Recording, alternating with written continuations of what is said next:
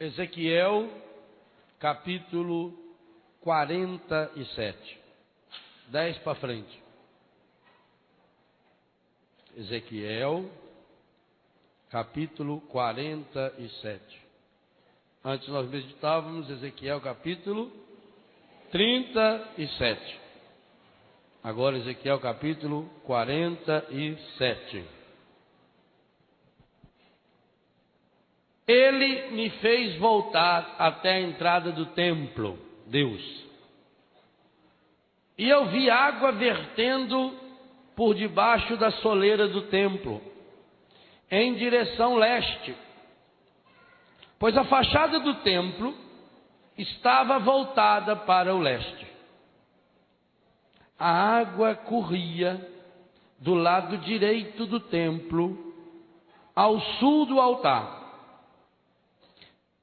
Ele me fez sair pela porta norte e dar uma volta por fora, até a porta que dá para o leste, onde eu vi a água jorrando do lado direito.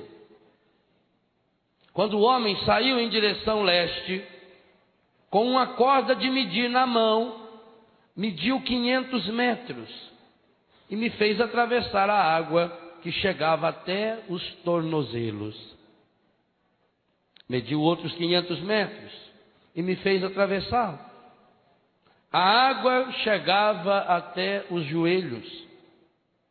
Mediu mais 500 metros e me fez atravessar. A água chegava até a cintura. Mediu outros 500 metros. E era um rio que não se podia atravessar, porque as águas haviam crescido tanto que se tornaram um rio impossível de atravessar, a não ser a nado. Ele me disse: viste, filho do homem? Depois me fez caminhar de volta pela margem do rio. Voltando, eu vi junto à margem muitas árvores, de um lado e do outro do rio. Ele me disse: essas águas correm em direção do distrito oriental, descem para Arabá e desemboca no mar das águas salgadas, e elas são curadas, saneadas. Aonde quer que o rio chegue, todos os animais que se movem poderão viver, e haverá peixe em quantidade, pois ali desembocam as águas saneadoras. Haverá vida aonde quer que o rio chegue. Haverá pescadores parados à beira do mar. Quantas espécies de peixe? Haverá tão grande variedade de peixes como no mar Mediterrâneo. Mas os seus alados e lagunas não serão saneados, servirão de salinas. Nas margens junto ao rio, de ambos os lados, crescerá toda espécie de árvore frutíferas, cujas folhas não cairão e cujos frutos jamais terminarão. Palavra do Senhor. Que imagem maravilhosa que o profeta nos dá, continuando a nossa meditação dessa manhã. Assim como o profeta usa da natureza, a Bíblia tem essa pedagogia. Para falar das realidades espirituais, a Bíblia sempre usa realidades materiais. Por isso que para falar do Espírito Santo, usa-se sempre de símbolos e de sinais. Na primeira parte dessa manhã, nós meditávamos sobre o Espírito Santo a partir do sinal do vento. O vento que sopra onde quer. Deus que sopra o Espírito Santo. Mas eu já mencionava o versículo 2 do capítulo 1 de Gênesis, quando dizia que o Espírito de Deus, o vento de Deus, a ruá de Deus, o pneuma de Deus, pairava sobre as águas. A primeira visão que o homem bíblico tem é que o mundo era um caos, uma baderna, uma desorganização completa, como aqueles ossos ressequidos, cada um jogado para um lado. E que quando o Espírito de Deus paira sobre essas águas, quando o vento de Deus penetra essas águas, ele vem trazer vida, e essas águas tornam-se portadoras de vida. Quem tiver em casa ou já viu um pequeno lago, por exemplo, de peixes, ou de vez em quando na televisão aparece a Lagoa Rodrigo de Freitas, no Rio de Janeiro. Nos últimos anos nós temos assistido alguns espetáculos terríveis. Quando de manhã olha a lagoa e ela está forrada de peixes mortos. Por quê? Porque faltou o oxigênio. A natureza já mostra, e a Bíblia percebe isso há quantos anos atrás, que é uma íntima relação entre o vento, o ar, o oxigênio, que fecunda a água. A segunda imagem que nós queremos meditar nessa manhã do Espírito Santo é o cumprimento dessa promessa. O Espírito Santo, a água viva, que jorra do lado direito do templo. Que coisa impressionante os detalhes. O profeta viu o templo, e do lado direito do templo jorra um fiozinho de água. E essa água vai jorrando, e ele mede 500. Por que 500 metros? Por que não foi 480? Por que não foi 620? Por que sempre 500? Qual é a raiz do número 500? Qual é o número que dá origem ao 500? O número 5, 50. 50 diz alguma coisa para nós? O que é que o Brasil está tentando ir buscar lá na... O penta é por quê? Porque é 5. E a festa que nós vamos celebrar amanhã? Pentecostes. Por que esses 50? Será que tem alguma coisa a ver? É o número que a Bíblia inventou? Não. Na Bíblia, qual é o número perfeito? 7. Por que o 7 é perfeito? Porque ele é somatória.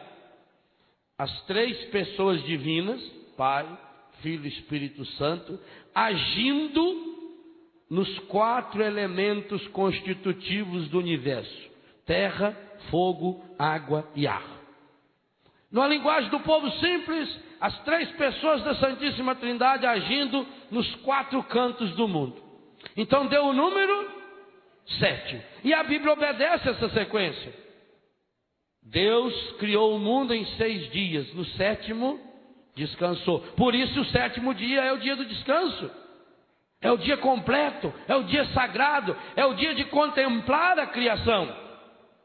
E o povo de Deus começou a perceber isso, e a viver isso na história. Levítico manda então santificar o 7º dia, e depois santificar o 7º ano. O povo de Deus plantava, por exemplo, 6 anos seguidos. No 7º não plantava. Era o ano da colheita. Por isso que a festa do Espírito Santo, primitivamente, ela era a festa da colheita, a festa das primícias.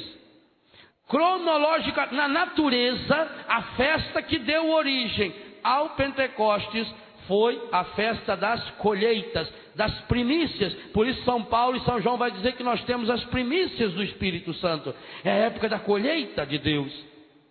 Biblicamente no Antigo Testamento, a festa do Espírito Santo acontece 50 dias depois da Páscoa, da passagem do povo de Deus pelo Mar Vermelho. E foi na festa da colheita, 50 dias depois da Páscoa, que Deus mandou a lei, que foi gravada nas pedras pelo próprio dedo de Deus, segundo nós lemos no livro do Êxodo, capítulo 31.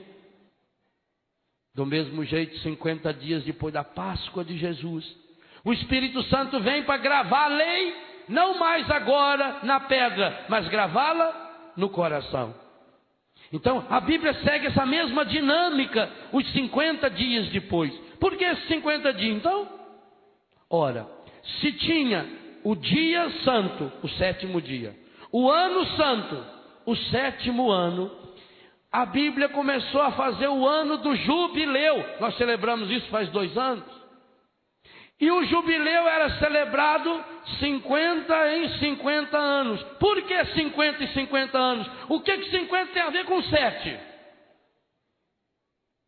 Se 7 é perfeito, mais perfeito do que o 7 é 7 vezes 7. E quanto que é 7 vezes 7? É 7 elevado a si mesmo, a sua potência. 7 vezes 7?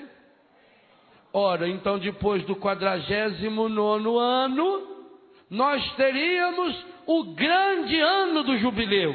Por isso que o jubileu é de 50 em 50 anos. Pio XII depois vai convidar a fazer de 25 em 25, para que mais gente pudesse participar dessa graça. E até porque 25 com 25 vai dar sempre 50. Então não é um número inventado assim não. A raiz desse número tem algo bonito, tem algo forte. E aqui já aparece esse indício. Os 500 metros que ele manda medir. E ele manda medir 4 vezes. Nos dá essa ideia. Assim como Deus, o Espírito pairou sobre as águas da criação, completou a obra da criação. O Espírito que desceu e trouxe a lei na pessoa de Moisés, 50 dias depois da Páscoa. O Espírito que vem gravar a lei de Deus no nosso coração, 50 dias depois da ressurreição de Jesus. Agora nós precisamos cada dia viver esse Pentecostes. Com Jesus inaugura-se um evento que vai além do tempo, da cronologia do tempo. O Cristo, porque Ele é o mesmo ontem, hoje e sempre, esse Pentecostes não está mais ligado agora a uma data, a um tempo, mas a cada vez em que completa em nós esse tempo de Deus. São Paulo vai dizer que chegada a plenitude do tempo, quer dizer, quando plenificou o tempo, Jesus nasceu de uma mulher. O profeta vê, do lado do templo, o templo está lá em Jerusalém, lá no alto. Ele olha para o templo e ele vê sair do lado do templo um riozinho de água. Mediu 500 metros, repito, a metragem aí é só por causa da perfeição do número 7. 7 vezes 7, 49, 50 é sempre mais perfeito. Por isso que também Pedro vai perguntar, perdoar 7 vezes, Jesus exagera, 70 vezes 7 vezes. Percebe? 70 vezes 7, 490. 49, é essa a perfeição. Então ele olha e percebe, está um riozinho que está molhando só as canelas. Ou melhor, da canela para baixo. Lá na sua terra, cachorro é do rabo para trás ou é do rabo para frente? Para trás? Cachorro é do rabo para frente, do rabo para trás não tem nada. Não é? O cachorro é do rabo para... Pode olhar. Na sua terra é assim. Não é, Ricardo? Do rabo para trás não tem nada. O cachorro é do rabo para frente. Ora, se ele diz que a água chegou no calcanhar, se chegou até no calcanhar, significa o quê? Que do calcanhar para baixo, então essa água primeiro vai molhar as nossas raízes. O vento joga a semente. Mas se essa semente cai num chão duro, Jesus falou em Mateus 13, a semente cai no chão duro, logo já vem o encardido e pega. O encardido tem uma profissão, segundo Jesus em Mateus 13, ele é ladrão da palavra. Então precisa que a água fecunde a terra. Por isso que eu gosto demais dessa música que o Flavinho fez. Fecunda. Essa é uma palavra que na teologia do batismo no Espírito, ela precisa ser muitas e muitas e muitas e muitas vezes meditada. Porque o vento não faz nada, não leva nada que já não tenha. A água é a mesma coisa. O vento movimenta. O vento não estraga nada. O vento só leva aquilo que foi mal feito. Eu já perguntei uma vez, vocês sabem como é que chama aquele mato que vai matando o pasto? Que dá no pasto e vai destruindo o pasto? Como é que chama? Chama-se preguiça. Preguiça de arrancar ele. Se você arrancar, ele não faz nada. A mesma coisa, o vento do Espírito Santo só destrói aquilo que já não presta. Então louvado seja Deus que ele destrói. O que é bem feito ele não destrói. Jesus diz que virá esse vento, que virá essa chuva. Então a primeira dimensão desse batismo, que molha até as canelas, significa que o Espírito Santo vai fecundar as nossas raízes, curar as nossas raízes. Nós precisamos pedir muito, e eu tenho visto poucos grupos fazendo isso, pedindo o batismo no Espírito Santo nas suas raízes, naquilo que solidifica. Gente, isso é fundamental. Vocês lembram da visão de Nabucodonosor, quando chamou lá Daniel? Aliás, primeiro chamou lá os sacerdotes, tudo, os videntes, tudo, e falou: quero que vocês descubram o sonho que eu tive e interprete o sonho para mim. Aí eles, muito inteligentes, falaram: não, o senhor conta o sonho que a gente interpreta. Aí o Nabucodonosor disse: não, senhor, vocês querem enganar eu. Se vocês conseguem adivinhar, adivinhe o sonho. É muito fácil. Você vai na vidente, conta para ela o que está acontecendo, aí ela adivinha. Papai conta que um homem, sei da onde, foi na Aparecida do Norte, falar para ele que lá tinha uma mulher que tinha o dom de visão. Ela descobria tudo, a mulher era vidente, ela descobriu o passado, o futuro, ela sabia tudo da sua vida. Aí ele foi lá, ela cobrava caro, arrumou o dinheiro e foi lá. Chegou lá, estava entusiasmado, bateu na porta. Ela gritou: quem é? Ele foi embora. Falou: olha, se ela não adivinha nem quem sou eu, como é que ela vai descobrir meu passado? Ah, não, vou embora. Mesma coisa. Então Nabucodonosor falou: descobre o meu sonho. Não, o senhor conta o sonho. Não, senhor, você descobre o meu sonho. Você não sabe o meu sonho? Descobre. E Daniel descobriu. Diz: o senhor sonhou com uma estátua. Era uma estátua enorme, uma estátua bonita, uma estátua de ouro, e tinha o braço não sei do que, e tinha uma parte de... mas no pé da estátua tinha ferro e tinha barro. E aí veio uma pedrada naquele barro e derrubou a estátua. A primeira coisa que o Espírito Santo quer fazer, porque que templo é esse que Ezequiel enxergou? O templo de Jerusalém? João capítulo 2, que templo é? Jesus diz: destrua esse templo e eu o reconstruirei em 3 dias. Quem é o templo na Bíblia? É Jesus. E da onde saiu essa água que saiu do lado direito do templo? Está lá rasgado.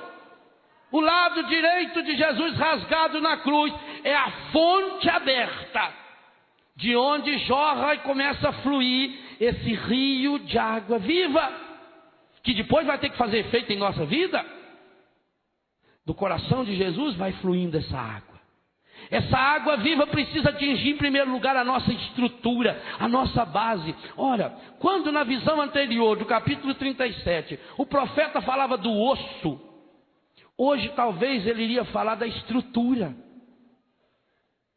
O que coloca esse rincão de pé? Os ossos do rincão, a estrutura de ferro. Existe uma palavra que você de vez em quando vê no jornal, quando fala assim: fazer uma análise da conjuntura. O problema nosso não é conjuntural, é estrutural. Qual é a diferença? Estrutura é isso aí, ó, o ferro, é o osso, isso tem que ser firme.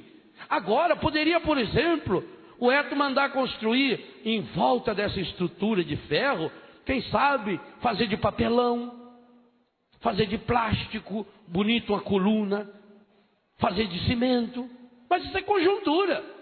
A estrutura tem que ser boa, o osso tem que ser firme. Nessa segunda visão do profeta, ele está falando a mesma coisa, só que está dizendo que primeiro tem que começar nas bases, nas raízes, naquilo que me sustenta. Não adianta eu ser uma estátua imensa, mas é uma estátua misturada com um pé de barro.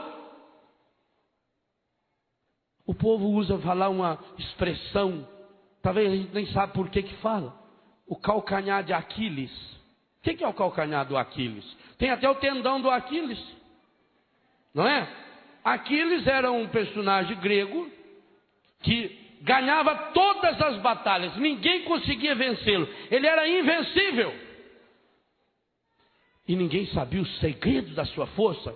Não era o cabelo comprido como Sansão. Da onde vinha a sua força, o seu segredo? Então descobriu que a mãe dele tinha tido uma visão. logo que ele nasceu, a mãe dele mandou mergulhá-lo num rio. Todo o seu corpo, ele foi batizado, ele foi mergulhado inteiro na água. E por isso então aquela água sarou o Aquiles inteirinho. E as flechas vinham e não pegavam em Aquiles. Ele era invencível. Até que um dia ele já estava todo cheio de si. Ele era invencível. Ninguém conseguia ganhar do Aquiles. E ele começou a contar vantagem da sua força. E tem lá sentado no chão um mendigo. E o mendigo pega uma flecha. E acertou o... E por que acertou o calcanhar e matou o Aquiles? Porque na hora de mergulhar ele na água, a mãe ficou segurando ele pelo calcanhar. E aquela parte que ela estava segurando, não foi tocada pela água. Então aquela parte era algo que podia matá-lo. Ali a água não tocou, porque ali ficou a mão da mãe segurando. O demônio está sempre procurando qual é o nosso calcanhar de Aquiles. Mas eu queria dizer a você, meu irmão, minha irmã, pode juntar o inferno inteiro, que ele não vai localizar o calcanhar de Aquiles, meu e nem seu, porque nós somos mergulhados na água viva do Espírito Santo. Portanto, o único jeito é não deixar que ele entre dentro de nós. Aliás, nós precisamos estar certos de uma coisa: nós pertencemos ao Senhor. Nós fomos batizados, nós fomos mergulhados na água viva que jorrou do coração de Jesus. O demônio não tem nenhuma possibilidade de agir de dentro para fora da nossa vida. Dentro do nosso coração, o demônio não tem como entrar. Ali está uma marca, ali está o sinete do Espírito Santo. Por isso que o demônio faz tanto esforço de chegar ao nosso coração de fora para dentro.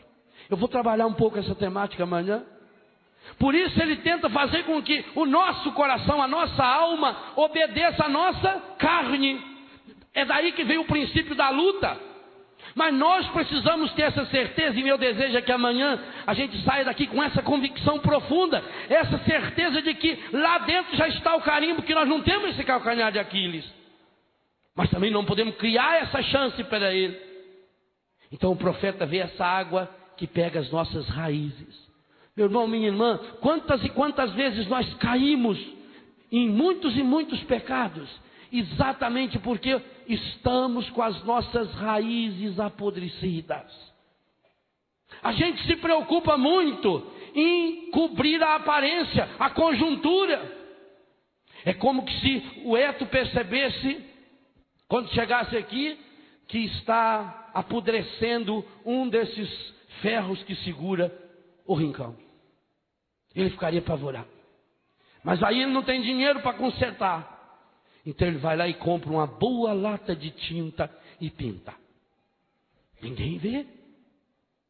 Amanhã depois, a coisa começa a piorar. Ele põe um papelão bonito e já encaminha cada vez uma equipe, porque não pode gastar dinheiro para mexer nessa estrutura, vai dar muito trabalho, vai ter que cancelar um acampamento, porque para mexer na estrutura vai ter que tirar o telhado, e vai ser uma coisa terrível, vai ter que arrumar um guindaste que vai entrar por lá, vai estragar o chão, vai dar um trabalho medonho. É melhor não mexer com isso, é melhor só passar uma tinta. E o que iria acontecer um dia? É isso que acontece comigo e com você.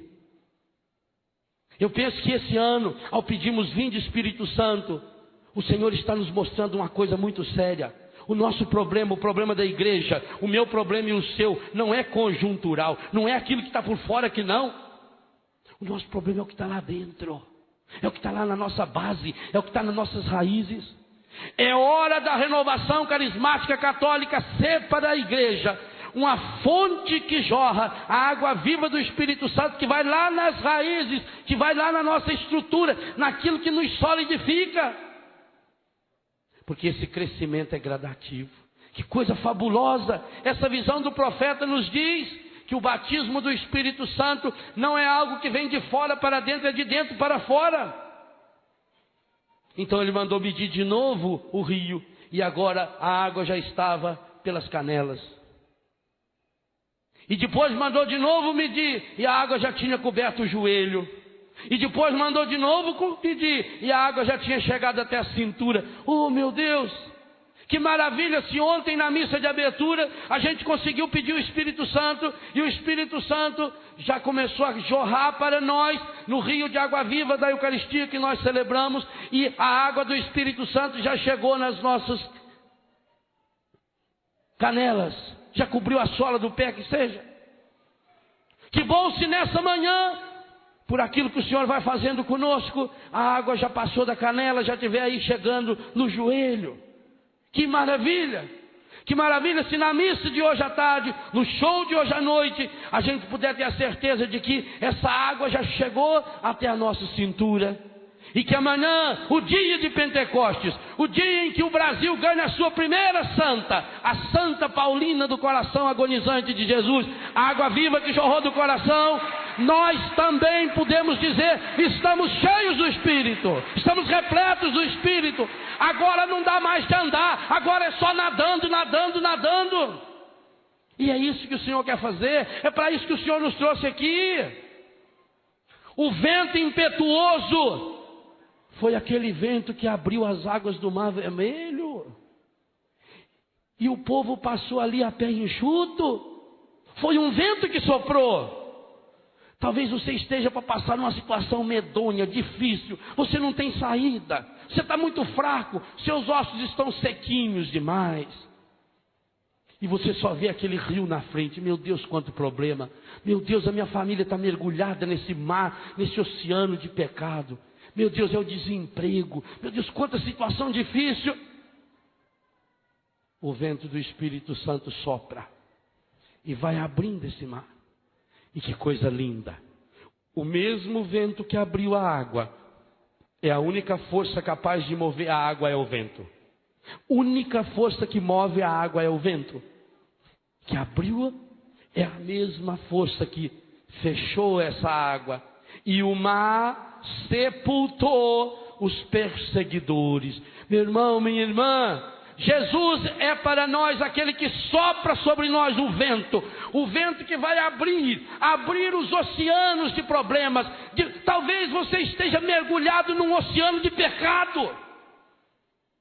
E está até desesperado. Oh, meu Deus, eu não consigo sair dessa, Senhor. O pecado também começou assim. Primeiro aos pouquinhos, ele foi entrando na sola do meu pé e foi subindo, devagarinho. Eu comecei a fumar um cigarrinho, eu comecei a beber um pouquinho, eu comecei com uma escapadinha, eu comecei com uma coisinha de nada, e aquilo foi indo, e hoje eu já estou atolado até o pescoço. Senhor, eu não tenho mais como passar, eu não consigo mais sair, Senhor. É uma força muito grande que me puxa, Senhor.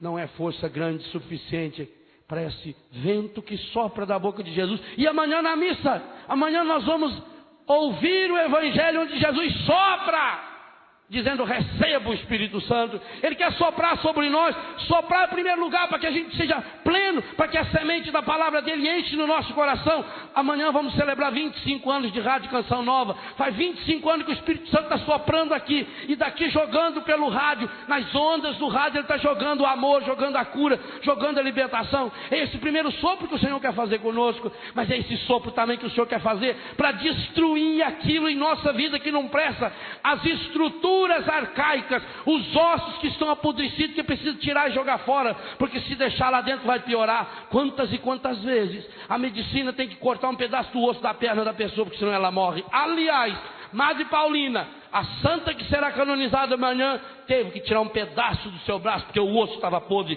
e ela ali entendeu que é muito melhor perder um pedaço do braço do que entrar com o braço inteiro no inferno. É preferível perder um pedaço do braço e chegar inteiro no céu.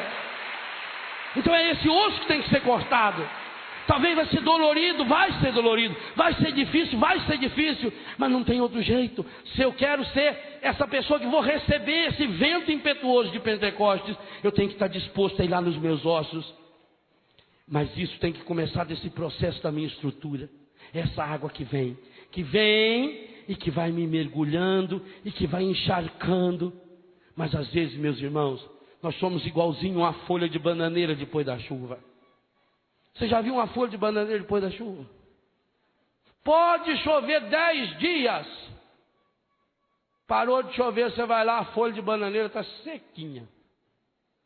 Não entra água.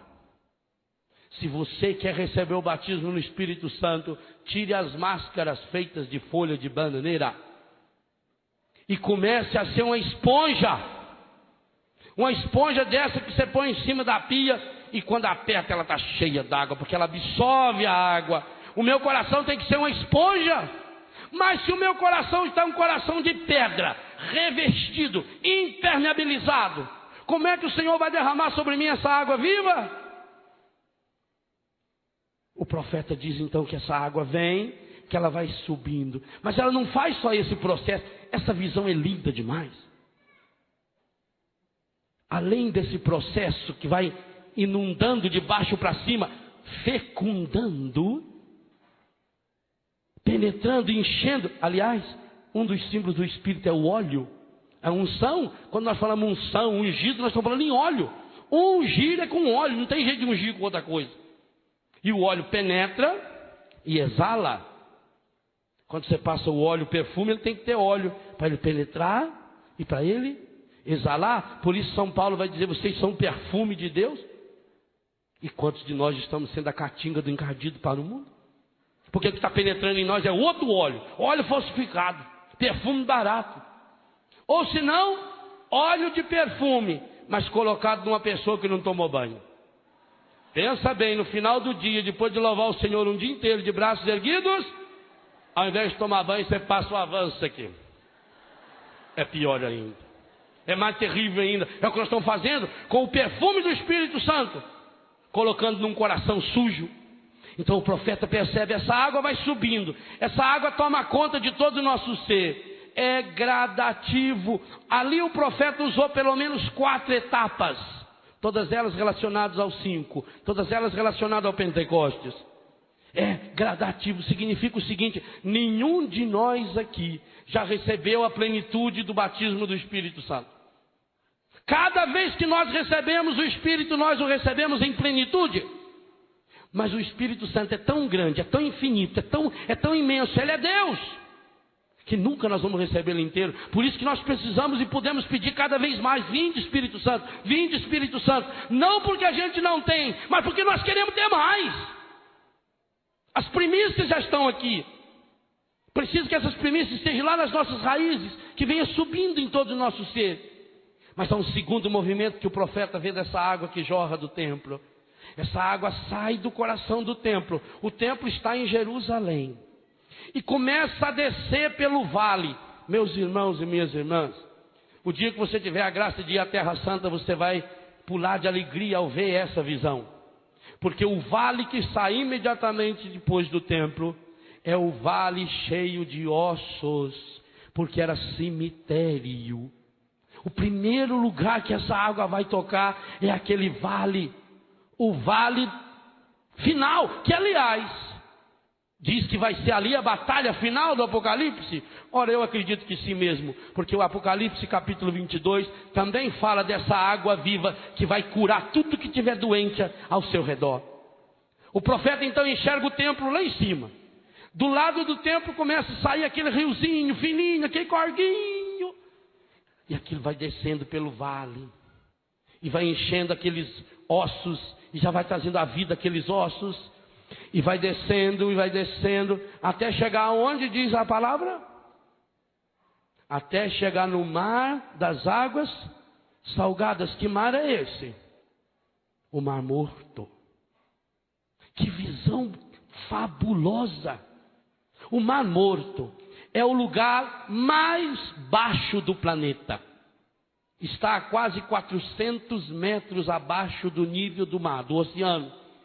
393 metros abaixo do nível do oceano.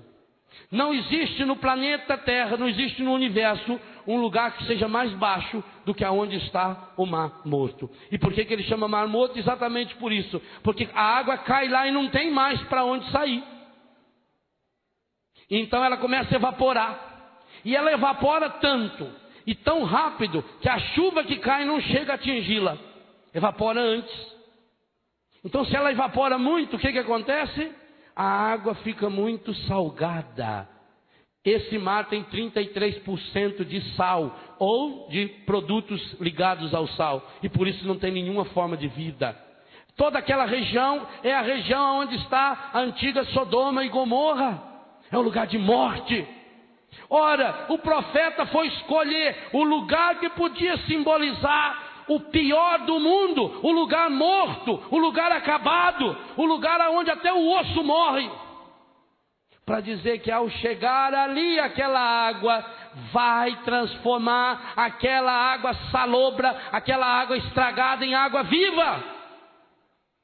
E engraçado que hoje os israelitas já estão tirando das águas mortas do rio, do Mar Morto, produtos de vida, principalmente produtos para a pele, para a cura de uma porção de doenças, inclusive câncer de pele. Já está a ciência já está fazendo realidade com essa profecia. O profeta diz que tudo que aquela água tocar, tudo que ela atingir, vai se transformar em vida, que as suas margens serão cheias de vida, mas não uma vida qualquer. Observe o que a passagem diz, e depois compare isso com Apocalipse capítulo 22. Haverá vida onde quer que o rio chegue, versículo 9. Aonde quer que o rio chegue, todos os animais que se movem poderão viver, e haverá peixe em quantidade, pois ali desemboca as águas saneadoras. Haverá vida onde quer que o rio chegue, às margens do rio, versículo 12, junto ao rio, de ambos os lados, para tudo quanto é lado, crescerá toda espécie de árvores frutíferas, cujas folhas não cairão e cujos frutos jamais terminarão. Não vai ser mais sabe, quantas e quantas vezes a nossa experiência de Deus, o nosso batismo do Espírito Santo, parece igualzinho àquela figueira estéril lá que Jesus mandou secar, porque só dá fruto de vez em quando. Chega de católicos carismáticos que só dão fruto quando quer, do jeito que quer, porque para esses o Senhor vai passar e dizer, seca-te. E Ele já está fazendo isso. E é por isso que a gente está vendo muita gente se secar. Por isso nós estamos vendo muitas obras espalhafatosas secando. Porque vai sobrar aquilo que tem estrutura, mas não uma estrutura humana. Essa estrutura fecundada. Primeiro, testada pelo vento. O vento testa. Ah, se não tivesse o vento que protegia, aquela árvore nunca ia ficar firme. Sabe quando aquela comadre foi na sua casa e viu aquela samambaia linda que a senhora tinha na sala? E falou, ai, sabe, você põe ela no sol para pegar um pouco de sol. E uma semana depois, aquilo estava murcho, seco, esturricado, e a senhora pensou que ela tinha um problema de olho gordo. Se ela mata até planta, olha para a planta. Não, é o conselho que foi errado. Planta cultivada dentro de casa, quando pega sol, quando pega vento, morre. O Senhor não quer um grupo de pessoas batizadas no Espírito Santo, mas que tem que ficar trancadinha dentro de casa, dentro de uma redoma, aonde não pode pegar vento. Não, meu irmão, se você está pedindo esse batismo do Espírito Santo, pode ir embora hoje. Perdeu a viagem. Eu digo uma coisa a você, aonde o Espírito Santo toca, ele muda. Se ele não mudou sua vida, é porque você não deixou ele tocar na sua história ainda. Se você não está disposto a permitir que o Espírito Santo mude tudo, tudo, começando lá da sola, das suas raízes, até chegar à ponta do cabeça, até chegar ao ponto de que você não consegue mais andar, só conseguiria atravessar esse rio, que jeito, diz o profeta? Nadando. O que é nadar? Nadar é você caminhar por cima da água. Nadar é você deixar a água conduzir você. A nossa meta deveria ser essa. Eu quero ser um homem, um padre, uma mulher, um pai, uma mãe, um jovem, mas tão repleto do Espírito Santo, que chega um momento em que eu não ando mais com as minhas pernas, que em todo lugar que eu for, eu tenho a certeza de que eu estou sendo conduzido pelo Espírito Santo, que eu estou nadando nessas águas do Espírito Santo e levando vida, vida em plenitude.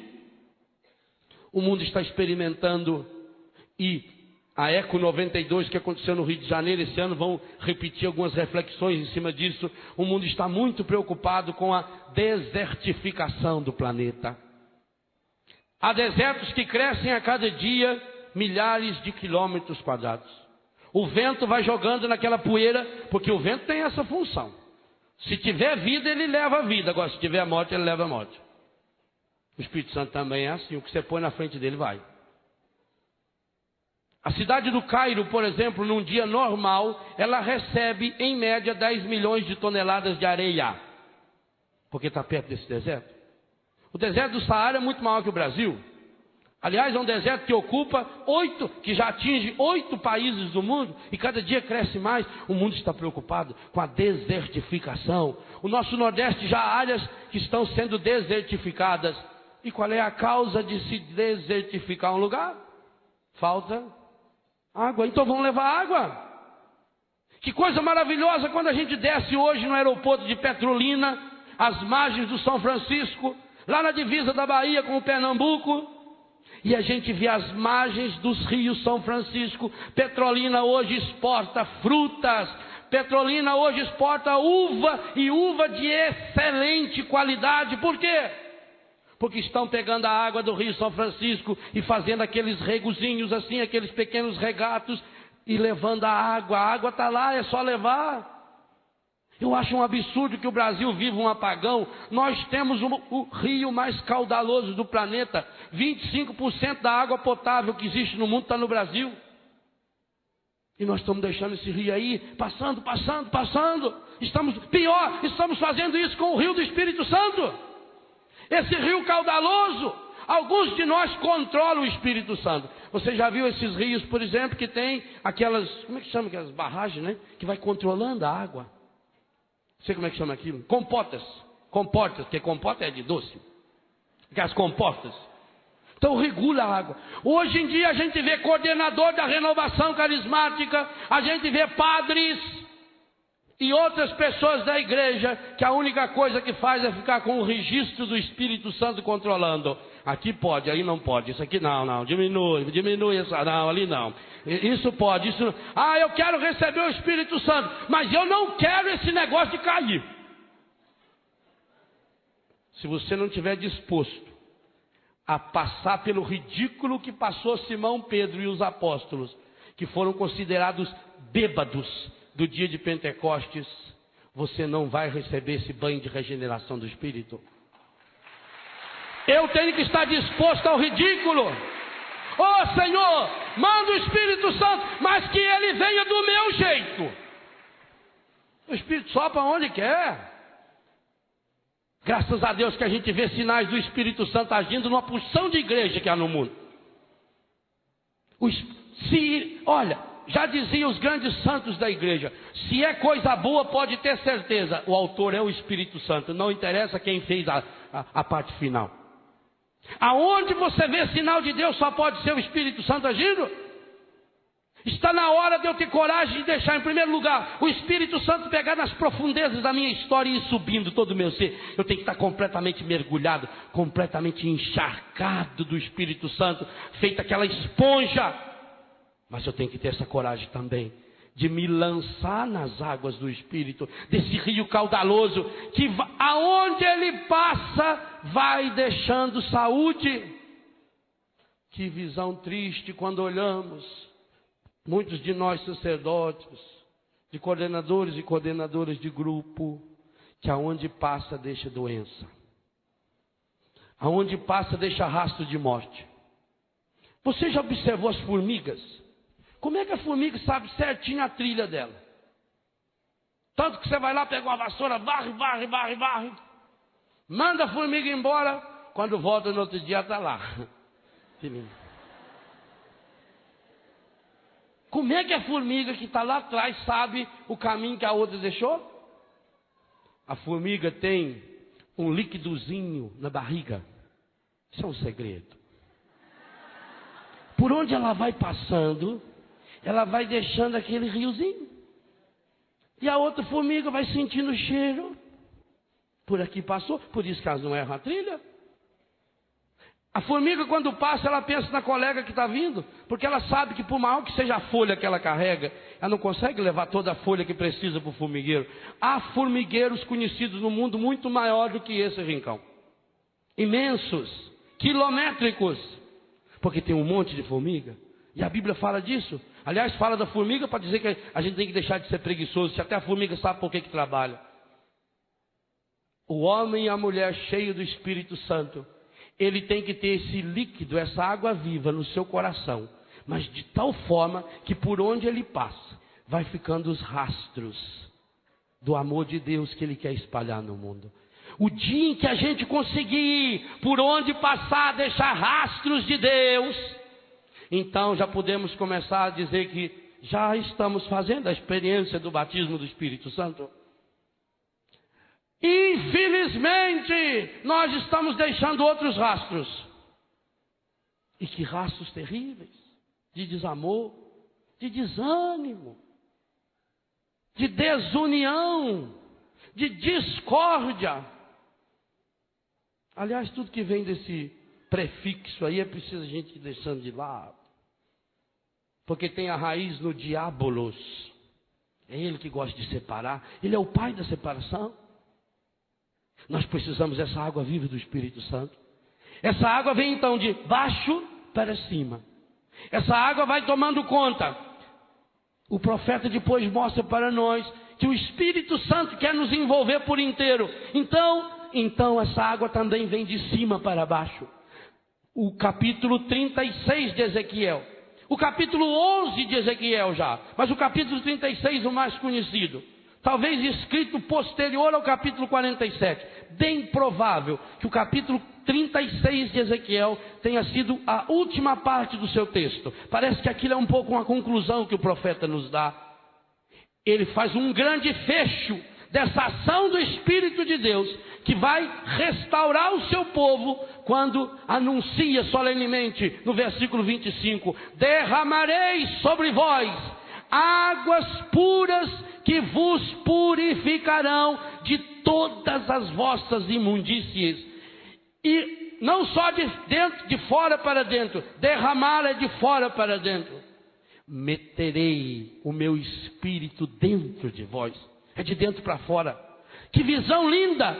Ezequiel está nos lembrando 580 anos antes de Cristo, que nós precisamos permitir que o Espírito Santo nos envolva por completo, de baixo para cima, dos lados como o vento, de cima para baixo, de dentro para fora. A sede é o coração. Por isso ele promete: eu vou tirar do vosso peito esse coração de pedra. Tirar o coração de pedra, água mole em pedra dura.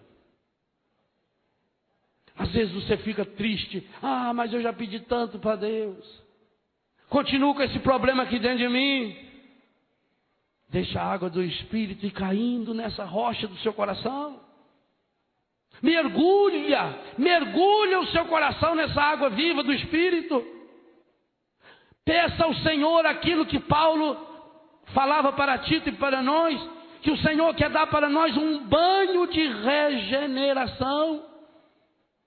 Do mesmo jeito que a primeira ideia hoje de manhã, nós pedíamos o batismo do Espírito Santo, o batismo no Espírito para as nossas raízes, que venha da sola do nosso pé, como o profeta pede agora. Hoje nós precisamos, nesse segundo momento, pedir o batismo do Espírito Santo, fecundando o nosso coração.